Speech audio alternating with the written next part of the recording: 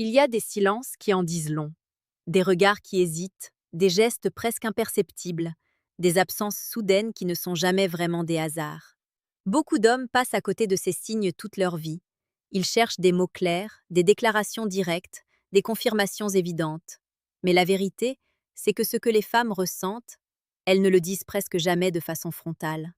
Et ce n'est pas un jeu, ce n'est pas de la manipulation gratuite. C'est une manière d'exister, de se protéger, de tester, de ressentir avant de s'exposer. Le stoïcien, lui, comprend cela. Il ne court pas après des réponses. Il observe. Il écoute ce qui n'est pas dit. Il comprend que dans la nature humaine, les émotions les plus profondes ne se crient pas. Elles se devinent. Imagine un homme qui entre dans une pièce. Il parle fort, il cherche à impressionner, il multiplie les efforts pour capter l'attention.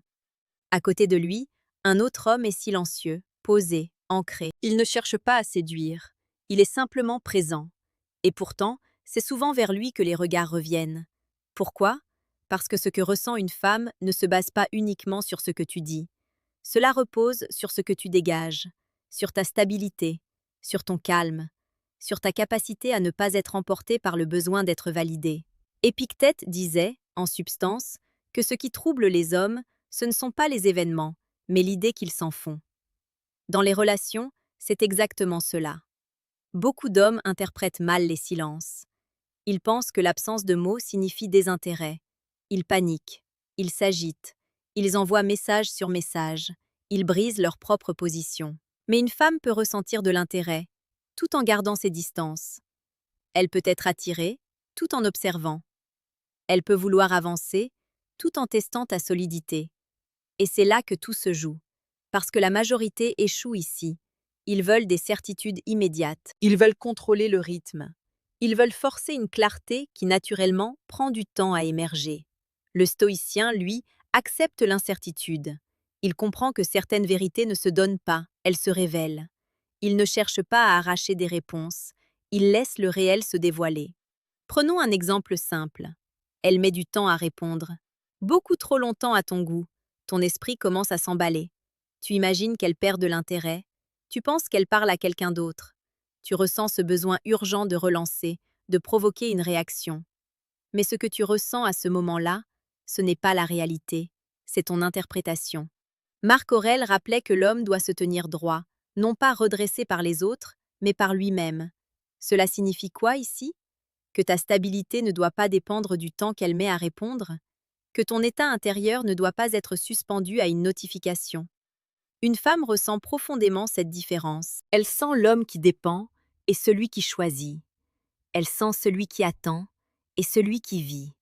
Et paradoxalement, plus tu es détaché, plus elle se rapproche. Pas parce que tu joues un rôle, mais parce que tu incarnes une forme de maîtrise rare. Ce qu'elle ressent, mais ne dit pas, c'est souvent ceci.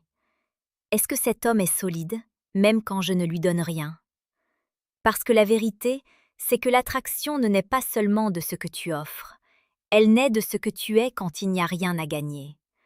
Un homme qui reste calme dans l'incertitude devient magnétique. Un homme qui garde sa direction devient rassurant. Un homme qui ne mendie pas l'attention devient précieux. Sénèque expliquait que celui qui dépend des autres pour sa tranquillité devient esclave de leurs humeurs. Et dans les relations, cette phrase est brutale de vérité. Si ton calme dépend de ses messages, de ses signes, de ses validations, alors tu lui donnes un pouvoir immense. Et inconsciemment, elle le ressent. Et ce pouvoir, loin de créer de l'attraction, crée du déséquilibre. Parce qu'une femme ne cherche pas un homme à contrôler, elle cherche un homme qui se contrôle lui-même. C'est subtil, mais fondamental. Elle peut sourire, rire, être agréable, et pourtant douter intérieurement. Elle peut te parler souvent, mais tester ton comportement. Elle peut sembler proche, mais observer si tu restes centré. Ce qu'elle ressent vraiment ne passe pas toujours par ses mots. Cela passe par ses variations, par ses silences, par ses micro-changements. Et si tu réagis à chaque variation, tu perds. Mais si tu restes stable, tu gagnes sans forcer. Le stoïcien comprend que tout ce qui est extérieur est instable. Les émotions des autres, leurs comportements, leurs réponses, tout cela fluctue. Ce qui doit rester constant, c'est toi. Alors au lieu de chercher à décoder chaque détail avec anxiété, tu changes de posture. Tu observes sans te perdre. Tu ressens sans t'accrocher. Tu avances sans dépendre. Et c'est là que quelque chose change. Parce qu'elle commence à sentir que tu n'es pas comme les autres, que tu ne réagis pas comme les autres, que tu ne t'effondres pas comme les autres. Et dans ce silence, dans cette stabilité, elle commence à ressentir quelque chose de rare, quelque chose qu'elle ne dira pas immédiatement, mais qu'elle ne pourra pas ignorer. Et à ce moment précis, sans même qu'elle en ait pleinement conscience, une tension subtile s'installe. Pas une tension négative, mais une forme de curiosité profonde. Elle commence à se poser des questions, pas sur ce que tu dis, mais sur ce que tu es. Parce que la majorité des hommes sont prévisibles. Ils réagissent vite, parlent beaucoup, se dévoilent trop tôt. Ils cherchent à plaire avant même de comprendre. Et cette prévisibilité rassure, mais elle n'inspire pas. Toi, si tu restes ancré, tu deviens une énigme calme. Et une énigme attire toujours plus qu'une évidence. Ce qu'elle ressent alors, mais qu'elle ne dira jamais directement, c'est un mélange de sécurité et de mystère. Et c'est cette combinaison qui crée une attraction durable. Pas l'excitation instantanée, pas le jeu superficiel, mais quelque chose de plus profond, de plus stable. Épictète enseignait que la maîtrise de soi commence par la capacité à ne pas réagir impulsivement. Dans une relation, cela devient une arme invisible. Parce que chaque fois que tu résistes à l'envie de répondre trop vite, de t'expliquer inutilement, de te justifier, tu renforces ton cadre intérieur. Et ce cadre, elle le ressent. Prenons une situation concrète. Elle te lance une remarque ambiguë, une petite pique, presque légère, mais chargée de sous-entendus. Beaucoup d'hommes vont chercher à se défendre, à répondre, à prouver quelque chose. Ils entrent dans le jeu sans même s'en rendre compte. Mais ce qu'elle observe à cet instant, ce n'est pas ta réponse, c'est ton état. Si tu te crispes, si tu changes d'énergie, si tu cherches à reprendre le contrôle, elle le voit. Et inconsciemment, elle note une chose. Tu es influençable. Mais si tu restes calme, si tu souris légèrement, si tu ne te laisses pas atteindre, alors quelque chose bascule. Parce qu'elle ressent que tu n'es pas fragile. Et ce sentiment est fondamental. Une femme ne dira presque jamais « je teste ta stabilité émotionnelle ». Mais c'est exactement ce qui se passe. Pas par calcul, par instinct. Marc Aurèle écrivait que l'âme devient teintée par la couleur de ses pensées. Si tu laisses chaque parole extérieure influencer ton état, alors ton âme devient instable.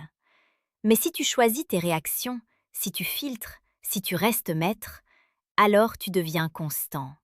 Et cette constance est rare.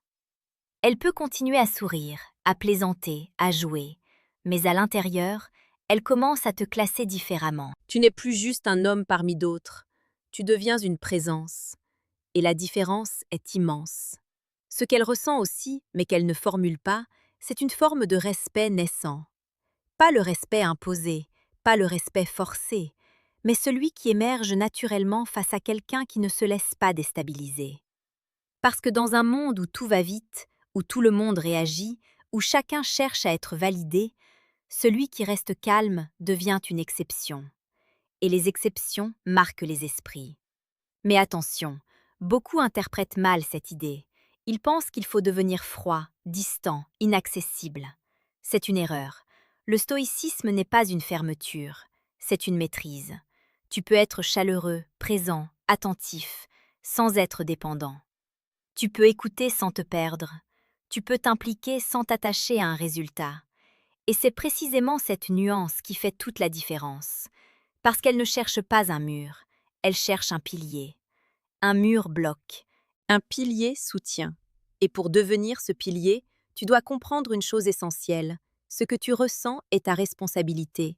Ce qu'elle ressent lui appartient. Sénèque insistait sur l'idée que vouloir contrôler ce qui ne dépend pas de nous est la source de la souffrance. Dans les relations, cette vérité est brutale. Tu ne contrôles pas ses émotions, tu ne contrôles pas ses réactions, tu ne contrôles pas ses choix, mais tu contrôles ta posture. Et paradoxalement, c'est cette maîtrise qui influence tout le reste. Parce que plus tu cherches à obtenir quelque chose d'elle, plus elle s'éloigne. Et plus tu incarnes une stabilité indépendante, plus elle se rapproche. Ce n'est pas un jeu de manipulation, c'est une dynamique naturelle. Imagine un homme qui vit pleinement sa vie. Il a des projets, des priorités, une direction. Il ne met pas une femme au centre de son monde dès le début. Il l'intègre progressivement, sans se perdre. Face à lui, elle ressent quelque chose de différent. Elle sent qu'elle n'est pas une nécessité. Et étrangement, cela la pousse à vouloir devenir importante. Ce qu'elle ressent, mais ne dira pas, c'est cette envie de gagner une place dans ton monde. Pas parce que tu la repousses, mais parce que tu n'es pas en train de te vider pour elle. Et cette énergie change tout. Parce que la valeur ne se déclare pas, elle se démontre. Et elle se démontre dans les moments invisibles. Dans ta manière de réagir, de parler, de te taire. Dans ta capacité à rester aligné, même quand l'autre est incertain. Alors oui, elle ne dira pas toujours ce qu'elle ressent. Elle ne dira pas qu'elle t'observe. Elle ne dira pas qu'elle te teste. Elle ne dira pas qu'elle compare ton comportement à celui des autres. Mais tout cela existe, et le comprendre te donne un avantage silencieux. Pas pour manipuler, mais pour éviter les erreurs que la majorité commet. Et à ce stade, il y a une bascule importante qui commence à se produire. Une bascule que peu d'hommes remarquent, mais qui change complètement la dynamique. Parce que lorsqu'une femme commence à ressentir du respect et de la curiosité, elle commence aussi à s'investir différemment. Pas forcément de manière évidente, pas forcément immédiatement, mais subtilement. Et c'est là que tout devient encore plus intéressant. Et c'est dans cette phase que la plupart des hommes sabotent tout, sans même s'en rendre compte. Parce que dès qu'ils sentent un changement, dès qu'ils perçoivent un léger rapprochement, ils relâchent leur maîtrise. Ils deviennent plus disponibles, plus insistants, plus expressifs. Ils pensent bien faire, ils pensent répondre à l'intérêt. Mais ce qu'ils ne voient pas, c'est qu'ils brisent l'équilibre qu'ils avaient créé. Car ce que la femme ressentait jusque-là, c'était une tension saine, une distance maîtrisée, une présence solide. Et dès que cette structure disparaît, quelque chose en elle se réajuste. Elle ne le dira pas. Elle ne dira jamais « tu es devenu trop acquis », mais elle le ressent. Et ce ressenti modifie son comportement. Moins d'attention, moins d'initiative, moins de mystère. Et l'homme, lui, ne comprend pas. Il croit qu'il doit en faire encore plus pour récupérer ce qu'il avait.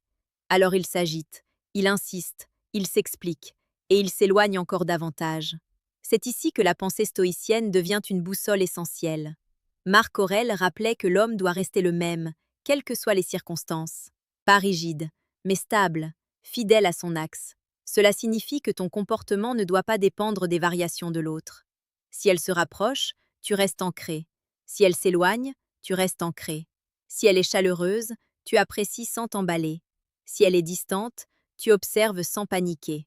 Cette constance crée quelque chose de très puissant parce qu'elle enlève toute pression. Et paradoxalement, c'est dans cet espace sans pression que les émotions sincères peuvent émerger.